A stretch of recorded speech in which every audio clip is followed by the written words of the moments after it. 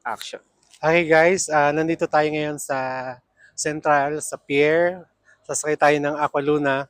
So ngayon, nag-aantay pa tayo kasi ang schedule natin ay 7:30 pa. So eto, sobrang lamig.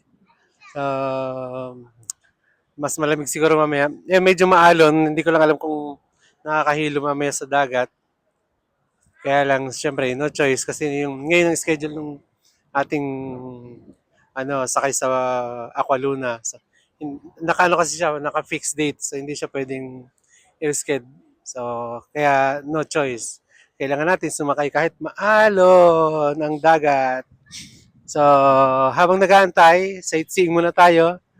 Yan, makikita natin dyan ang stunning view ng panoramic view ng Hong Kong.